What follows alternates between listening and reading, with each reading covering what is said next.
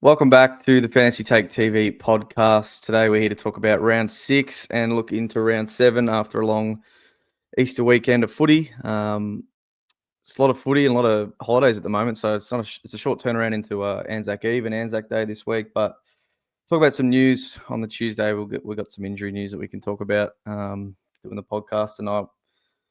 We're going to talk about some money strategy. The money might be drying up, George. Where so is the money at? Coming from? So we'll look at some rookies or, maybe some couple high-priced players as well with low break-evens. Future targets, obviously, upgrade season when you can at the moment. So we'll talk about a few targets that we might be looking at in the coming weeks. And then we'll save pack of the week till the end. George wants to do it. I mean, we could almost get it off the bat and just smoke the pack ourselves because we're both part of it. But how'd you go this week, George? You beat me once again, and gaps are getting a bit wider, mate. So I think everything you're terribly, but you're still scoring some points. Yeah, for the amount of sooking I do, you'd think I'd be on a bit worse. But I think everything lined up. Like this was a lucky week. Like Sherry captain, Elijah Hewitt on the field, no Sinclair, no Zorko, no Will Ashcroft. Premiums did well this week, which was good. So we need a little bit more from him, but when you score on hundreds, you can't really cry too much. But yeah, 2, 2, 4, 7. My trades were brought in Gross and Cleary, which didn't go as well as I hoped. We knew Gross was sub well before, but we still went there anyway. Got rid of Nevitt and Trainer. Now, Trainer was originally Davidson to open money up for Nick next week, but I didn't really want to cop a sub score on field when I already had Zach Reed. So I did get a bit greedy there. Trainer could have came early and scored well like he's had been the last 3, but he's gone now. I'd be okay holding. MVP of the week. I'm going to say Elijah Hewitt. Sherry, kudos to him as well. But yeah, to his second half, 17 touches, 2 goals. 2 goals from outside 50. It's an enormous game from him. And was able to loop him on the field with Henderson. So, yeah, big fan of him. And it's just whether he can just stay fit now because he's already had 2 interruptions in the past 5 or 6 weeks. Fault of the week. I guess it's Zach Reed. Yeah, we'll give it to Zach Reed. I need a bit more from him. Had to go into the ruck in quarter 4. But yeah, I'm going to hold him with his 15 break even. But yeah, it's going to be hard because people need to trade someone and people are sort of looking at him, looking at, I guess, Trainer's got the 74 break even and whatnot. But yeah, no, this week was good. Into 1.3K now. So the goal is top 10. I look at a lot of top teams and they're destroying me for team value. So I'm not sure how that's going to happen, but we can just do our best. So here we go. How about you, Yeah, I didn't really know how well I was tracking during the weekend. It was quite a busy weekend. Went away Friday, Saturday. So I've had a rest day Sunday. So I watched the footy on Sunday, and then yesterday was at the game for the Dare to Hope Foundation sort of lunch for my close mate. So even still didn't really watch too much of the game, sort of out the window. And then we all watched the last quarter. So I sort of got out there and watched the last quarter, which was unreal. Besides round 1, Tigers Carlton, probably the best game. Second best game of the year, so it was good to be at. Crowd was pumping, all free kicks, drama, and all that. So it was just classic, like packed MCG house. Good footy on Easter Monday. But I think I knew by sort of then Monday I wasn't going to go too well. I needed a big game from Holmes, and he didn't produce that. I think I didn't know until I checked after the game at like 7, 8 clang or something like that. Just wasted it a bit, I think. Quiet in Q4. Yeah, and that too. So yeah, that didn't end well. So 2,100 to finish on the dot, and dropped a couple K again. I think it was 3K to 5K last week. Now to 7K. So not going in the right direction, and ended up was going to boost for Nick. And when you got that gross sort of sub news, I was like, I don't know if I want him. And then it sort of came out maybe he's just managed, so maybe still should have got him anyway, and because I didn't do the boost to get sort of an extra downgrade, I couldn't quite afford Nick. So opted for your man Geordie Clark and didn't get to Now, watch his game, but just gave me a cool old 94 straight up. you're going to enjoy this pick. I don't think I am. I don't know. You're going to But enjoy your 95 to 110 every week, and you're going to not whinge about it. You're going to accept it, and you're going to enjoy it. look, he'll be fine, but obviously it hurts when it's like minus 80 on Nick. Plus, I would have VC'd him for sure. Like I had that boost trade cooked up with Nick on the VC and reversed it on Thursday night. So yeah, just those 50-50 calls that you miss, and it costs so many points in one direct week. Like you're gonna want Nick anyway. But now with everything that's popped up, I might have to, might not be able to get him and have to suffer another month at least without him. So it's just terrible. I think a lot of people looked at Gross sub, and he was similar to your boat. You needed that second downgrade to get to Nick, and people were sort of hesitating, and people might not have got Nick because of that. It's like the user boost odds on that. Yeah, it's tough to get one. Nick, and in the end, yeah, you probably should have. But this is why I went Sandy Brock. I know that was a dumb pick, but I didn't want to compromise on my trades, so I needed that 99k. It can backfire sometimes, but at the same time, now we've lost a captain in Nick in a 170. So yeah, it's a product of a few things. Like the rookies I traded out not quite getting high enough. Moraes, if he was made a bit more cash, or it's just that type of things, just sliding doors. I think it was like 15k short of Nick over Clark. So in 2 trades, like obviously the boost would have got me there, but if there was just another half decent rookie, instead of Gross, I would have done it still. But there just was nothing really, and maybe it could have gone like a Will Wide or but like you just not sure on picks like that. And Hewitt ended up being Hewitt, who like maybe.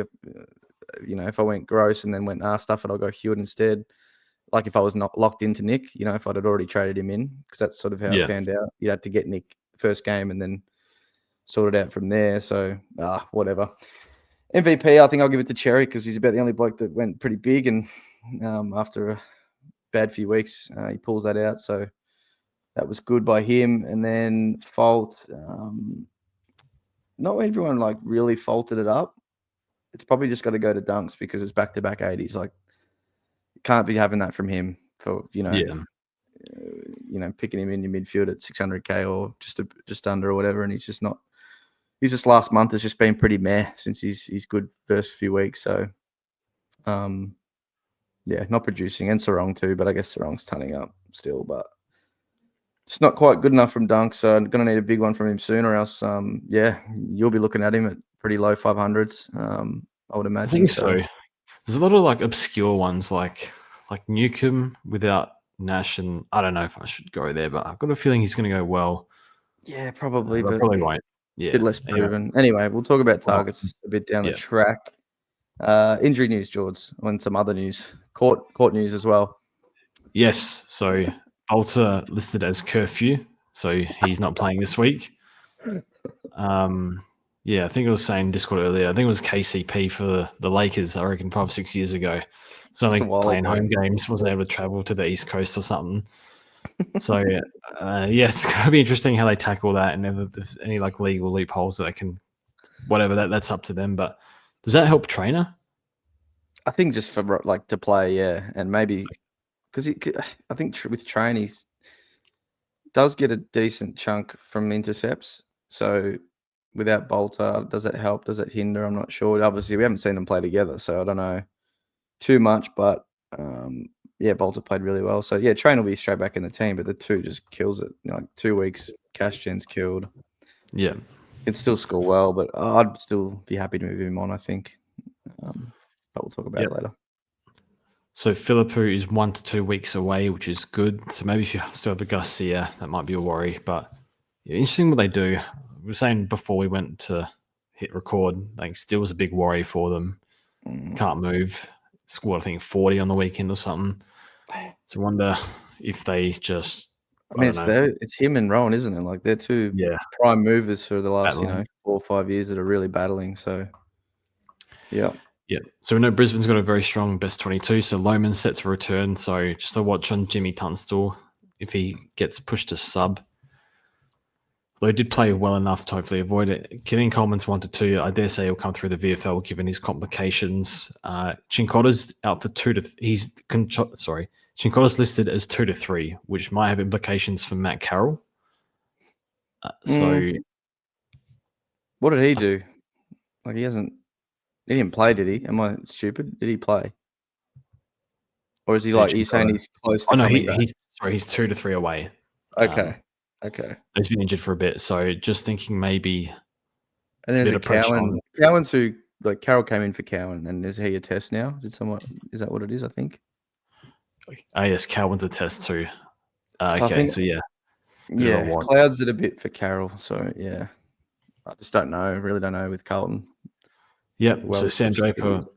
Yeah, Sam Draper was actually looking quite good. Career high disposals last week. Achilles, so gone for probably the season. You'd think. May's a test. Whether that there must be a few Bowie owners out there. Would have been one of the best picks this year. Underrated. Fisher's out for 1 week. I don't think that matters, but I do wonder if they throw McKercher or Sheasel down back. I think they should throw one of them. I'm not sure who, though. I think McKercher is really struggling. Mills is out for 1 to 2, and just for us with Gross, Elliot Yo's 4 to 5. I think that's blown out, I reckon. I feel like it hasn't really come in, so that's a little bit of a security blanket for job security of Gross, you would hope. Yeah. Anyway, that's the news. The news. Well, I think almost the bigger news is the money. The money. Yeah. I think again, before we hit record, sort of comparing our benches, and like we've picked most of the decent ones, but then you miss a Murphy Reid. We both didn't get, got Henderson over him that week. I got a Koss, but you got like a Max Hall, so like not quite the same, but probably close in the end, I think, because Koss was a bit pricier when he 20K difference, yeah. So similar. We both then have Pepper, and then I've got an Archer Reid over the Harry Boyd owner, so that's going to be handy. But just probably missed one. I think like if we just had one more of like the Murphy Reid or Pal Peppers, it'd be a bit better off. But just looking at a couple of dead spots on your bench, and once we start up using a couple of these sort of fattened rookies that we're going to over the next 1 to 2 weeks, where's the next upgrade coming from? And then I think when the ones coming in don't look too good, so. What's the play here, George? Well, last year I believe our team value was much higher than what it was this time last year. I can't remember. It might have been Tommy on the Rose Magic pod, or it might have been someone else. I can't remember. Was saying their team value was like 13 mil this time of the year, and now mine's 11.9. I mean, there are people out there with good cash if they hit all those, your Power Peppers and Murphy Reids and whatnot and O'Sullivans. But I think the strategy is a little bit, the upgrade progression is not quite as simple. I mean, in an ideal world, we're doing 2 down, 1 up, 2 down, 1 up in the next few weeks. I'm not sure the rookies are there. I'm not sure like they're ready to go either. Like Zach Reid, Pryor, low break evens, Max Hall's 30 break even, maybe Connor O'Sullivan's one that can go. Murphy Reid's just put up an 80. Can't really get rid of him. So I think for me, it's very much I am trading probably a Jaden Short this week, which is not ideal because in theory we're supposed to upgrade around him. But it's either that or I miss out on Dacos with the low break even plus trading a rookie with a low break even. So I'm essentially giving up, could be 30, 40, 50K if I force an upgrade around Short. And I think that money I'm going to need long term. So it's just looking after the cash at this point. And, we forced in Gross and Cleary, and that didn't even work out. So, I mean, long term we'll see. But yeah, my strategy is I'm not going to force an upgrade if it's going to start really hurting the long term money. I think that's it, really. Yeah. And when the money's there, just grab it like I did last week. Yeah, for sure. We're just going to have to really knuckle down on these rookies that we're trading in, because it's all well and good trading a Henderson or, sort of pretty dead rookie on your bench to a fresh one. But if they're like Clay Hall, who just one price rise and bloody dropped out of the team again, then, we can't be doing 8 to 10 trades over the next, month for bloody 60K every time. Like, it's just not going to work. So, Yeah, is the strategy to maybe delay like starting upgrade? Like obviously you want to upgrade when you can, but like you said, keep a Zachary and hope, maybe he scores an 80 this week and restarts a bit more cash gen, or like I think you were saying on your video, like a trainer. Obviously his cash gen's absolutely cooked for 2 weeks, but could he come back, start scoring, some 80s again and get another 50K out of him? That's possible, and that could go a long way instead of making those trades from a Henderson to a Clay Hall, like people said. And yeah, you make 50K or probably more if you get one price rise, but it's like, is that worth a trade? You're just really going to have to study these rooks we're trading in. Like, yeah, if Tunstall scores a 60 next week and holds with Loman back, cool. But, what's the future outlook? Like, could he just be subbed the next week after a price? Like, it is hard to tell. And the body sub just kills the whole game, really. End of the day, like I saw your, fantasy people, bench Pryor or whatever, and then have trainer on field and he sub, and it's just like, for fuck's like, what do you mean? You can't do anything in that situation. Like, you're just stuck, and it's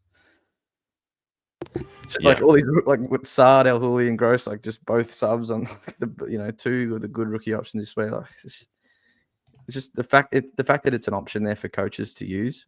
Like, you just rather they're dropped. Like, if Gross is managed and he needs a rest, just play bloody twos for a week or something, and then he can come back and he hasn't got a shit score in his system. Like, that part of the game, like, the sub just really kills this game. Makes it it does make it harder. I guess you have to, really think about your strategy. So you could argue that, but still, I don't think majority of people listening or playing this game still want, they'd happily see the sub go in a heartbeat. So yeah, well, we got to deal with it. We got to deal with it. It is what it is. At least it's like the early buys. So Supercoach, at least we've got flex, which is making life a little bit 100% easier. Yeah. Like, it does. I guess it's for like the hardcore players, it's probably better without this flex. But I think it's just a game that we don't want it to take up too much time on a weekend. Like, if you couldn't get to the computer or your phone, that okay, you get a bit of relief there. So I like that part of the game a lot. It's important that I'm not checking our teams too much, even though I do anyway. But not everyone can. People got sport, kids, whatever. Yeah. But I guess it's target the cheaper guys, and I think I'm going to make an exception for Nick Dacos. But otherwise, from now on, Sinclair's coming down, Dunkley's coming down, Zorko's coming down. If you want to go there, so there's a few targets. But before we get into targets, in terms of premiums, we'll look at cash generators. Who are the plays we want to get in this week? Yeah. So you got a list here, George. You cooked up before we started. I mean, top of the list, we just sort of got price-wise Ned Long. And look, it probably would have been nice to go him last week, knowing what we sort of know now. But in my personal opinion, just quick, snap judgment, 300K, I just don't think I can go there now. Like, and obviously his season's been a bit weird to date, had a really good score, then subbed off, subbed on early. Like, it's hard to know with the Pies team, and especially with their sort of older players like Pendles and Sidey. Like, could it happen again? Could he even be sub soon and get subbed on again late for one of those, or vice versa? Like, I still don't know, but he's playing like you would think he's playing well enough now for that not to be a thing. But it's just why I didn't go there anyway. Part of the reason why I didn't go there was because of the shuffle when Houston's back in. What does that mean for Perryman? Does he go back in the midfield? What does that mean for Long? I think Long will stay in there, but I think Seabair's in the 60s. Does that go down to the 50s? I don't know. So that was sort of my thinking. If you got him, you're happy. You can field him pretty safely. The rolls will be good enough, even if it's reduced a little bit, which it might not even be. Good pick, but letting it go. Ship sailed now. Yep. We're getting Matty Flynn. Yeah, that's the one. So 261, negative 76, dropped the 140 as we know. So in his system for a couple rises, you got to, George. I just don't see any other way. Like, he could be one of the best money makers we see in weeks. So it really comes down. A lot of the questions we're getting on Sunday night is who to, like, people's ruck setup. So if you got two rucks, you're fine. I think you get him in the flex, whoever you had at flex, or whatever forward rookie, like a Cleary or whoever you're fielding, drop them off and happily get Flynn into the flex. It's those ones that might have three rucks or I think what it really sucks for is the people who don't have Cherry, and we're looking at, now he's Yeah. bottomed out, time to Well, get him. he should have never bottomed out like this. Yeah, that's also true, but Still he bitter, but has. yeah. So that's probably the question. But my answer, I think, will just be get Flynn. Get Flynn. If you've got Gorn and Because TDK, you just roll with that. You yeah, just roll with that. You get Flynn, and then maybe it's next week you do TDK to Cherry, or you're just going to have to let it go again, and hopefully Cherry comes down at some point. I Later think down you the track. prioritize Flynn over Sherry, and then if Pitney comes in, apparently didn't do that well in the VFL without even looking. It's just what someone said. Maybe you It might prepared not for even that. be a Pito reason, George, like we were saying. TDK hasn't really been getting a lot of the ball or sort of what he was doing early in the season. He's still getting a Yeah, few hits to advantage to, get his score up to around the ton mark. But, he was going a lot bigger than that early. So could it just even be a reason to make that switch just because you think Cherry's going to put, 10 or 20 points on him every week? Or is so it you're just a saying 4-week patch? you do the TDK to Sherry now? No, like maybe even next week. Like they'll still be, Yeah, I okay. think Cherry will still be still cheaper than him then. Next week won't it be close? So it's hard because you don't want to do it during this time of the year. So I'm just looking at the stats. The disposals are quite down on the first few weeks, but he's also given away a lot of frees. Probably Clang is probably up to. I just don't read think off there's a good off enough. the fantasy, read off the fantasy week by week, and Yeah, it's 82, 75, 62. that's a bit worrisome. I think to an extent. I don't want to overthink it because I've overthought trading premiums at the moment. I don't think there's good enough reason to get rid of him. No, not yet, not yet. It's But just Flynn he's still fitting him putting up in. tons And in Sherry's SuperCoach. there. So Yeah. So I think prioritize Flynn. Prioritize Flynn. Yeah. And then go from there. But if you got triple ruck, I guess that's the last one. We had a few questions. If people got Gorn, Cherry, and TDK, is TDK the one you trade there? Yeah.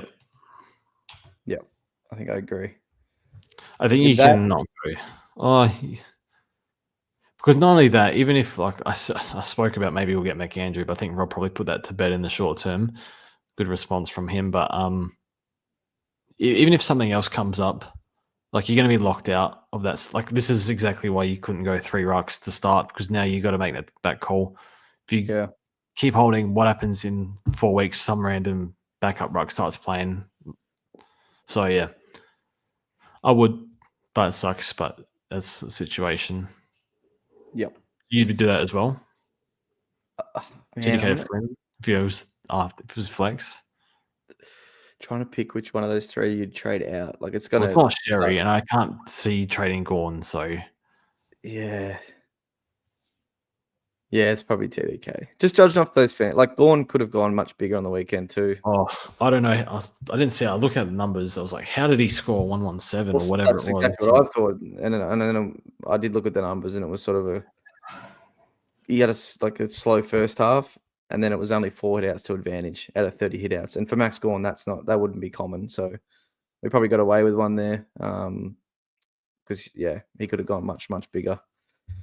So yeah, I think I agree. TDK would be the one of the 3 if you had all 3, which is not many people, but there are some out there. So yeah, so another one, Corey Durden around 190k. I can't justify going him over Elijah Hewitt. Hewitt's role was much better, and Durden had the West Coast North back to back.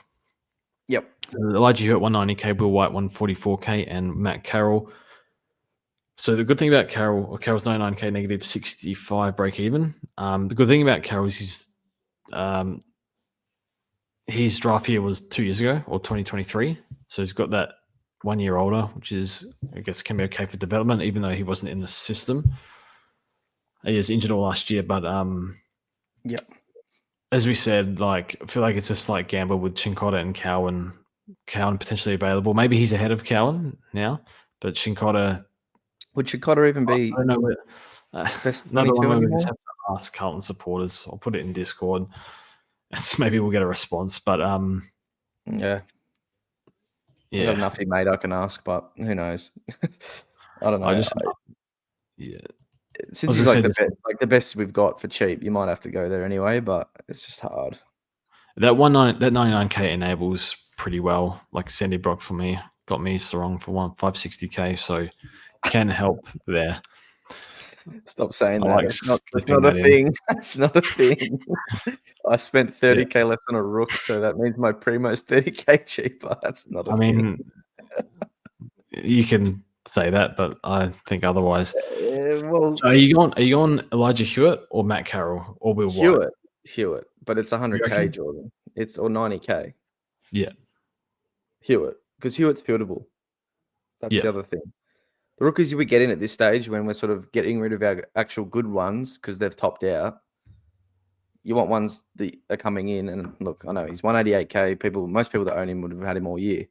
But for someone like me getting him in, that's part of the selling point. Like I can put him at F6 comfortably at the moment, I reckon, over Cleary from what we saw, albeit 1 week, like the most recent game. But it's still better role. And while I'd still do like Cleary, this is what a sort of forward player can do. Like they can have a game like that where they, he had 6 and then 7 tackles and then he had 0 on the weekend and he didn't have really any goal or, no goals or no goal assists, like none of that. So with Hewitt, if he's playing mid, like CBA's was 60% straight back in first week, like they've talked him up a lot. yeah, Like all preseason, Duggan was calling him the breakout player. Keep an eye on this kid. He's like, I buddy mentioned him too much. I think he said when he was getting that interview on Captain's Day, like, he's like, I'm pumping this kid up too much. And that's Izzy's only issue is that it's already, round 7 and he's, had a couple of issues with his body. So I just think we've got to take a player like that. I know that's the risk, his body, but he's someone you can field and they should be playing in midfield.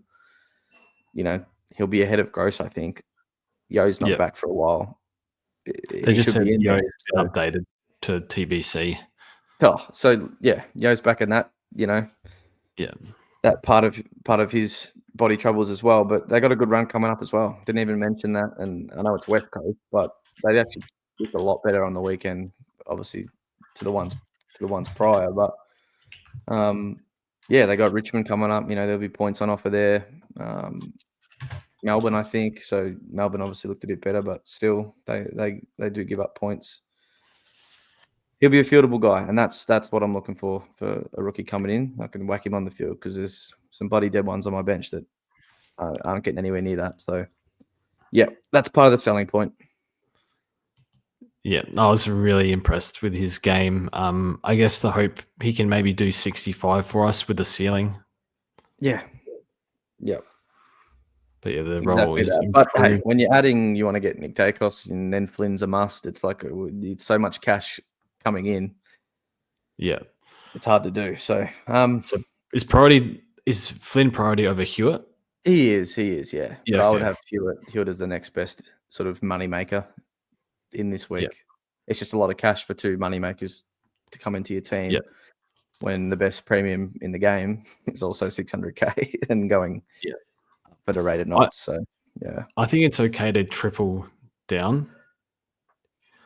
And I guess in theory you want to keep getting rookies, but like at the same time you also want to be able to afford a team. Like the difference between put points on the being able to board. afford, like going for your value pick versus a top 8 mid. At the end of the day, that could be 20 points a week post buy. That's 200 points. That's just one pick. So I guess it depends on if you can work out your cash and you feel like, well, I need this cash badly, then I'd do it. So it's just about where you're at, and you got to play for late game, or can you keep forcing upgrades in, which would be ideal, but not everyone is in that boat. So yeah. So some future targets, Sinclair's got a 180 break even, I think, dropped the 69. So that's going to be a target. Yeah. Would you take Nas or Sinclair? Sinclair, right?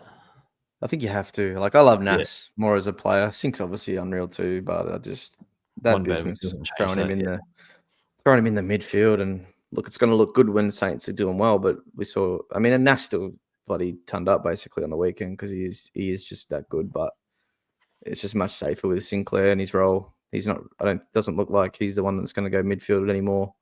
Yeah. Keep him nice and fresh at halfback, and Nas is the one that if needed will get pushed up the ground. So yeah, if Sink comes down, which unless he absolutely pops off in the next week or two, it looks like he will. I think you got to really snap him up for if you can even just get to 560 or something like that, that would seem a pretty good deal for Sinclair. So Yeah.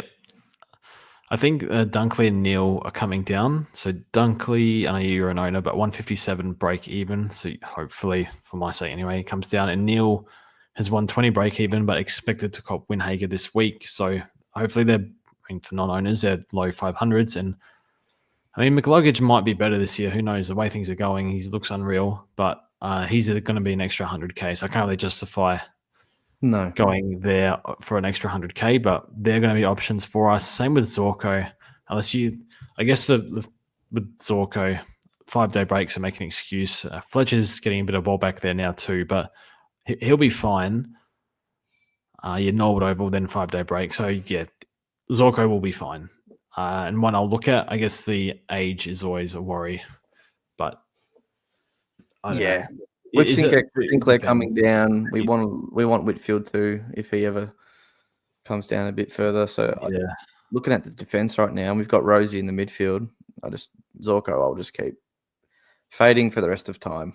I'm not caving to it in 2025. I mean, I wouldn't. Yeah. Like Fletcher and Wilmot, he's like I don't know if it's just the last game or two. He's like giving not more responsibility, but he's not being as much of an absolute pig and prick down there, like demanding every single bit of sharing that comes within his range. Like, I don't know.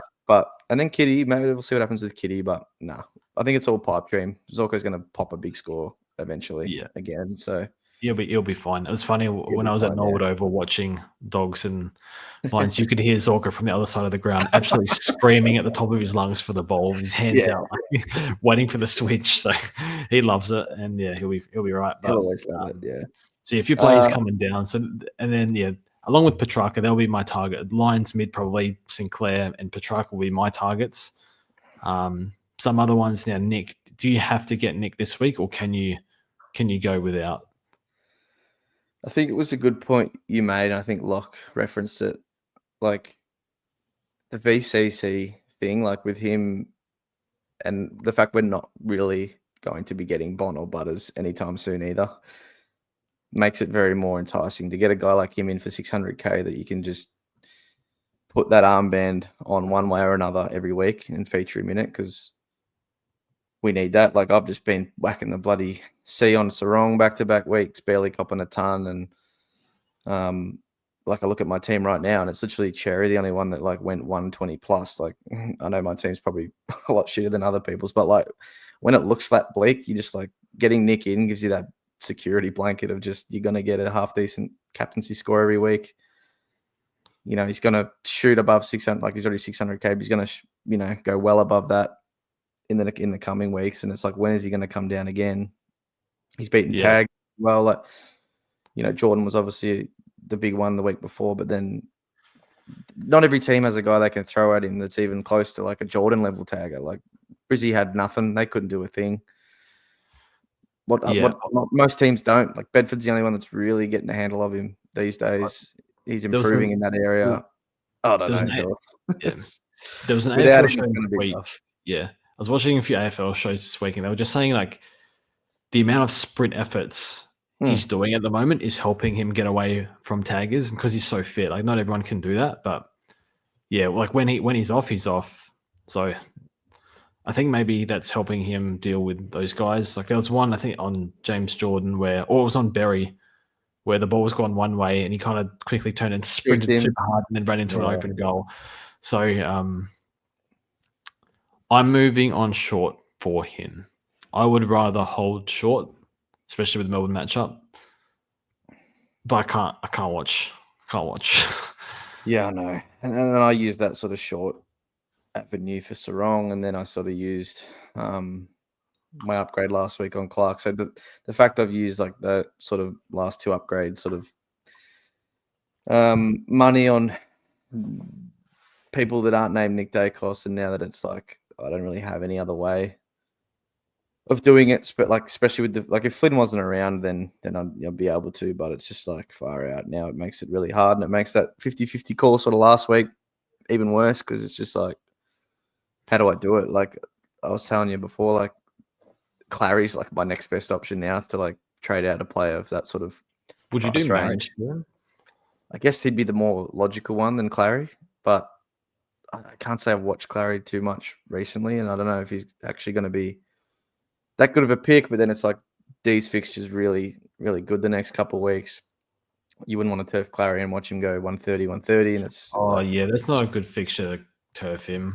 So it's just I don't have no way really. I really have no way.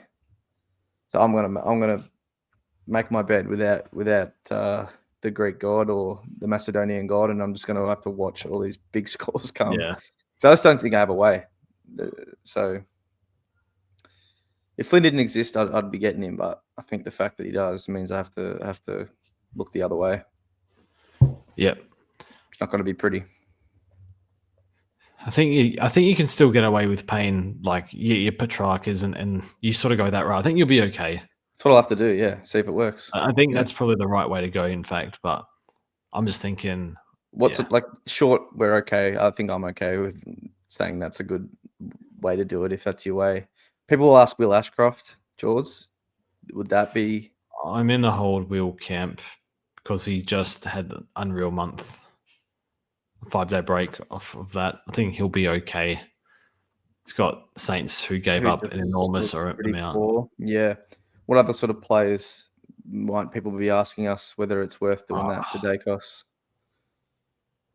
I don't know, maybe like a Finn Callahan.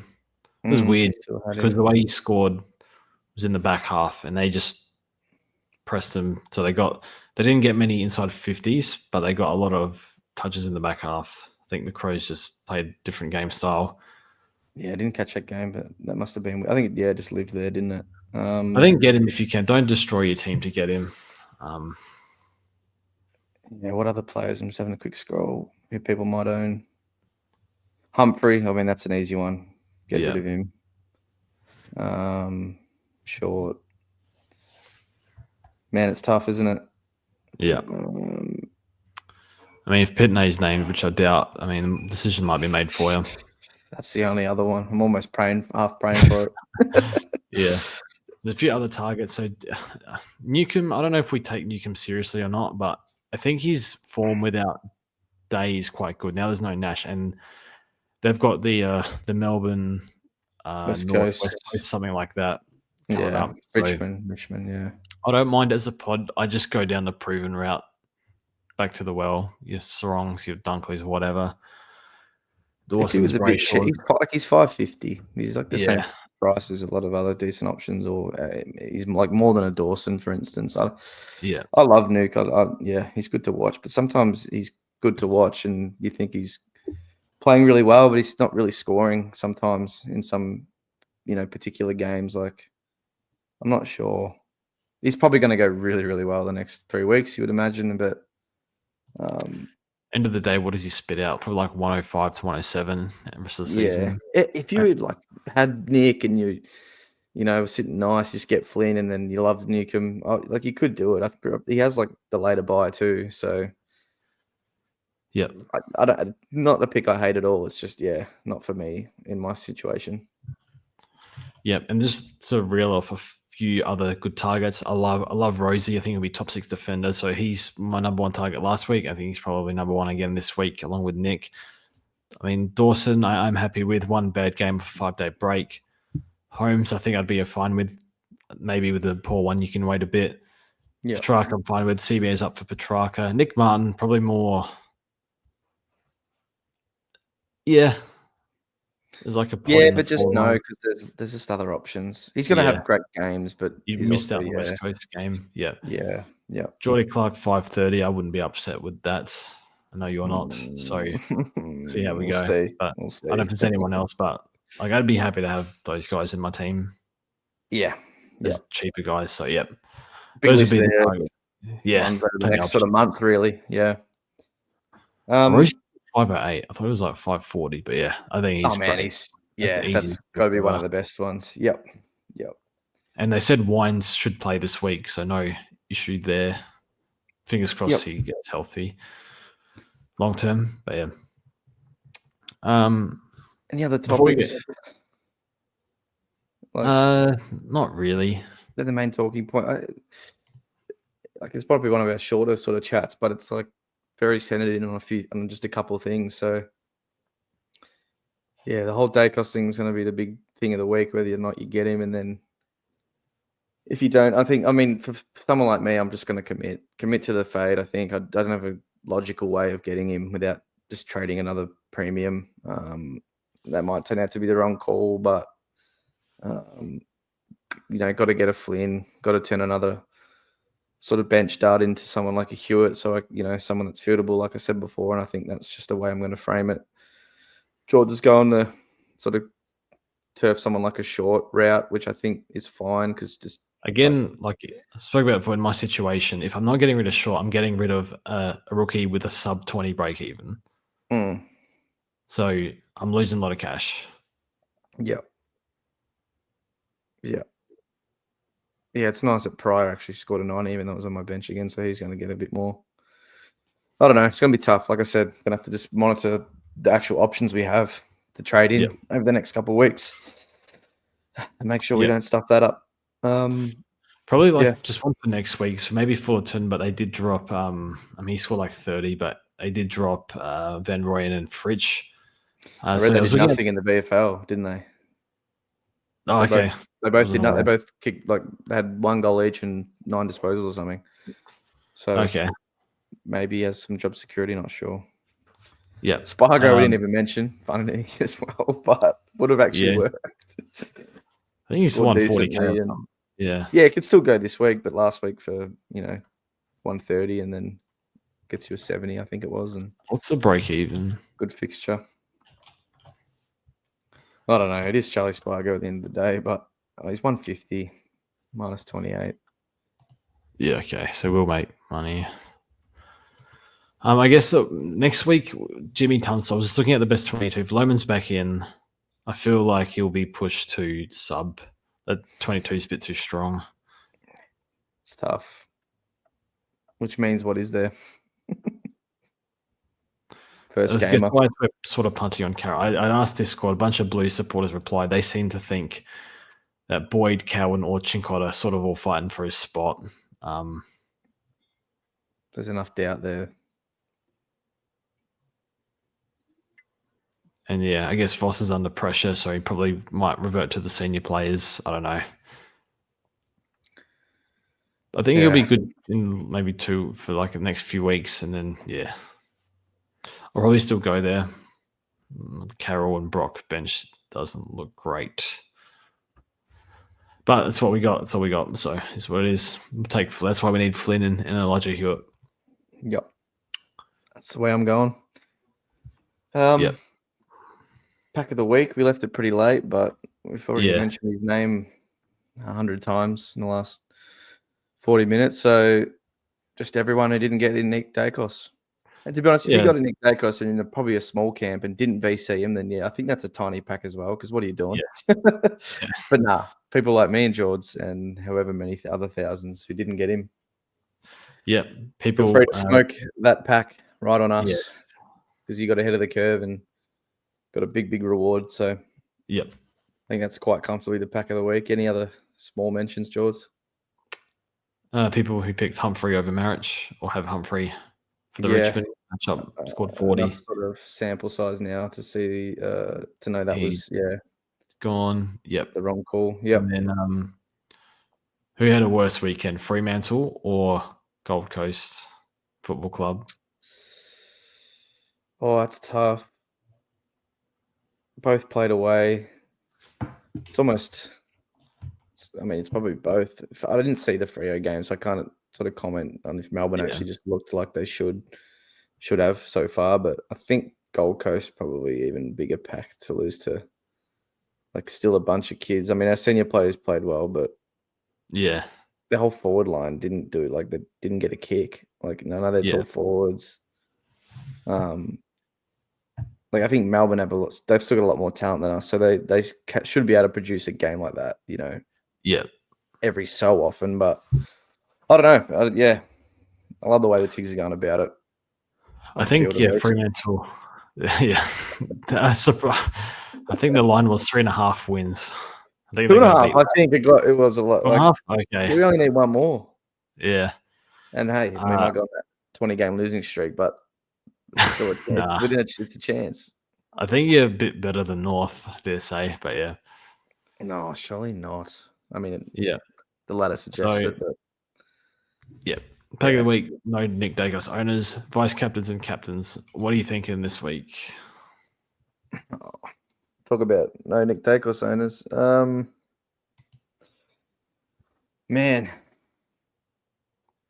I think this is the week I get to VC Sarong instead of captaining him. Like if you have Nick, that's easy. Nick, do it, and then Anzac Day, yeah. captain whoever the hell is your loop, because that's probably all you'll have to worry about for us without him and who aren't getting him. Man, Sarong into Dunks against the Saints. Wouldn't love captaining Dunks though. Good VC Zorko if you have him against the Saints. Yeah, or do I just go full on, just VC Sarong or whoever dunks, and then captain one of the Port boys against North? Just go. Yeah, full like on. yeah, Rosie. Would it be Rosie or Horn Francis? I don't know. I don't want to think about not owning Horn Francis this week, but yeah. Yeah, would I ever stick the Probably captaincy on him feel a bit though? more comfortable with Rosie. Yeah, same. I think Horn Francis is going to smell blood, I reckon, against his old club. I've got So, Nick yeah. into Andy. Yeah, that's pretty nice. Pretty nice and easy. Maybe a cherry, I guess, against Port. But although Sweet's been all right, hasn't he? Yeah, Just he over has. the Yeah. year. Would you trust to see on TDK against No, I Stanley don't or think so. SDK? Yeah, okay. I That'd like be a him bit as steep, VC but better. Yeah. yeah, not that late in the round. Or a Wouldn't wanna go Gorn for VC. So I always say this that. 5-day break. I don't love it. I never VC 5-day break never works ever. Yeah, that's true. Both on a 5-day break, though. Both teams. Yeah. So what's your captains again? So mine's Nick into Andy, and you are going Sarong VC or into Dunks or one of the Port boys. Oh yeah. Hopefully I don't have to get to that and Sarong finally pulls his finger out. yeah. But yeah, that's whole part of the talking point with Dacos. It just gives you that surety. And look, I'm not going to say he's just going to walk up 130, but I'd say most weeks he probably will be. Although I think he scored 90 last game against Bombers, eh? So Well, Bombers did a good job restricting Rosie a few weeks ago. that's true. So maybe you just hope that the attention gets to him, which is very well possible. It's like he's been tagged twice pretty well. Yeah, teams aren't even they're trying to bash him up as well, which is getting a bit over the top, I think. Yeah. Like not actually even tagging him, just trying to fucking beat him up off the ball. So he'll probably get a few free kicks this week. Yeah. Anyway, that's enough talking about Nick this week. I'm sure we'll Yeah. be talking about him next week when he scores a big 150 VC for you, mate, and justify the trade in. 70% owned, top 1%. Oh, fuck. You have to tell me that right at the end of the podcast. Yeah. Oh, shit. All right, maybe I'll just get rid of Clary. Fuck him. It's at that point, isn't it? Yeah. Yeah. Oh, well. Thanks for watching, guys. Good luck to everyone. We'll be here to chat next week after another sort of long round of footy. Starts on Thursday, so back into it. Yeah. See you guys next time.